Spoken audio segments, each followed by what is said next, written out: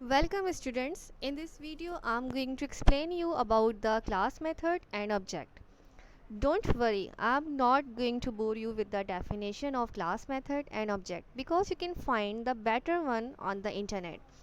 So I'm here to explain you class method and object with the help of real world example so that you can understand this concept much clearly.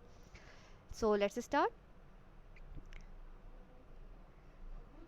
Suppose a human as a class and you can consider it even category in which you can put woman, man, child. Similarly, consider fruits. In a fruit consider fruit as a category and you can put in a fruit apple, banana, mango. And these are intangible thing. And you can put again you can consider again mobile phone. Under this category you can put iPhone, Samsung, S6, Moto G.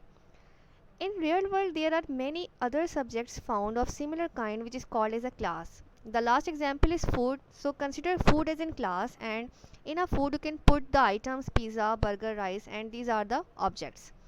So let's first understand what is object. Look around.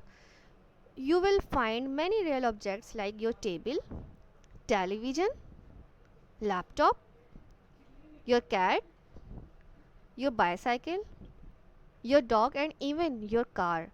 So a moment, just think about all these real world objects of you here. Your object shows similar characteristics.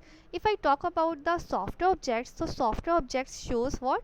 The first thing is state and the second thing is behavior. In a state we have name, color, breed, and a behavior we have barking, wagging tail. So name, color, breeds are the fields and the variables, and the behaviors are the methods. Yeah, we can say these are the functions. Here rather we will try to understand the concept of a class. So here's definition. A class is the blueprint from which individual objects are created. Yes, it is a definition you will read everywhere. Let's try to understand this. So what is class? Then you want to create many object, many cars object. We require some template, don't you think? So what is this? You brilliant template look like just at this picture or it's a design. So this is your class, this is a blueprint. It is a class, we can say it is a concept or it is a design, or we can say it is a structure using which we can multiple object. So we call it a blueprint or template. Let's consider another example. Okay, suppose this is a car and suppose you want to create a car. So at first to create a car we require what? Blueprint of the car, which is going to define how the car is going to will look like. So that blueprint is nothing but a class. So class is going to be define the actually structure of the class. Now every class had at least three functions. That is clutch, you can see here, brake, accelerator.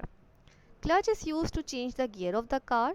The brake is used to slow down or stop the car, and the accelerator is used to give the speed of the car. So this three function of the car is nothing but the method of the class. That's mean these are the behavior of the class.